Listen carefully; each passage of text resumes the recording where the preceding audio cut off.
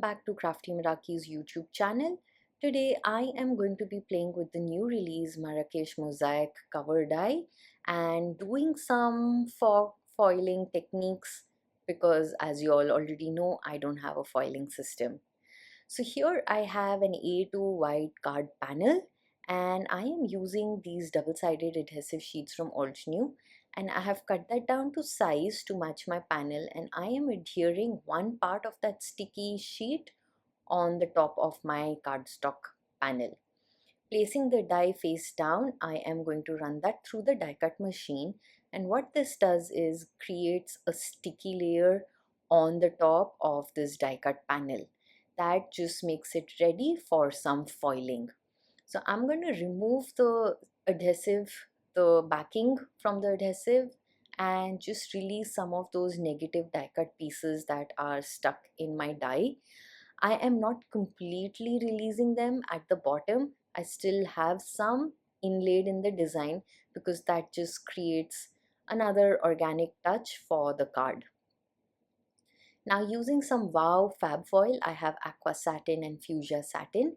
I am just applying that on the sticky side of the card panel, and the shiny side is up, nicely burnishing that with my score tool. And once I am happy, I remove that excess foil, and in this way I have foiled my cover die background, and that makes for a stunning background as well as a focal element. Just adding to that look, I am using this holographic cardstock, adding that as a backing to this foiled cover die, and that creates gorgeous interest and simple and easy card. So I'm using liquid glue to adhere the holographic cardstock down onto my A2 card base. Once that's done, I go back in with liquid glue and adhere the foil die cut panel over this holographic cardstock base. So with that, I have created a nice, colorful, shiny, shimmery card. And like I said, this not only creates for a great background, but I think this just creates a nice, quick, easy, complete card. And all this would need is a sentiment, nothing else. You could definitely add other elements, but I feel like a sentiment just works perfect for this. So using the Meraki Moments Hugs die set, I have die cut some of the layers. So I have used the same holographic paper for the background layer, and here I have die cut an outline. So what I did was used black cardstock, die cut the letters and then the outline over that. So that's given me a nice shadow layer, and I am going to just remove the negative pieces, especially for that alphabet G there, so that I can inlay them and use this for my sentiment. So releasing those from my letters, and I can use the letters for another card later.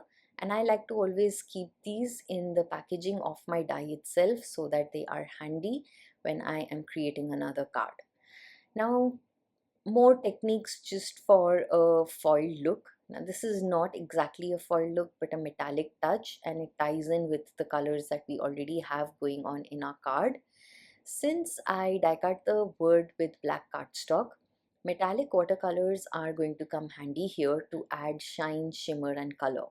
So I've picked a pink that matches the background and a blue, and I am just reversing the colors. So on my card base, I have blue at the top and pink at the bottom, but on the sentiment, I am picking up that metallic pink with my paintbrush and painting on the top of the sentiment, and then doing the same thing with the blue at the bottom of the sentiment.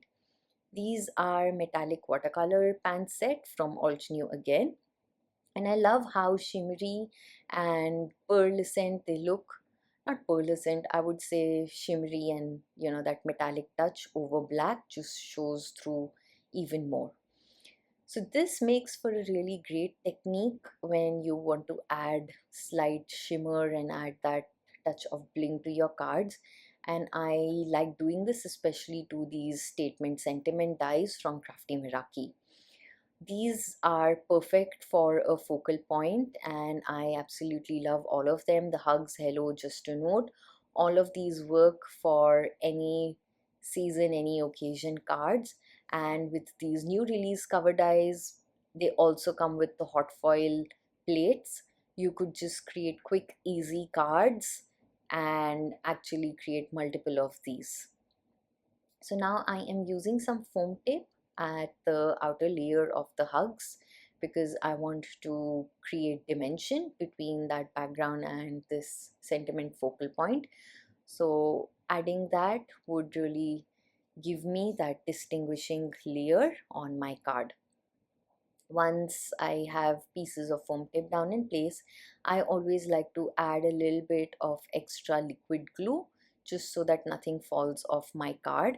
And I am going to just adhere this outline layer first onto the card, and I am doing it right where the two colors meet.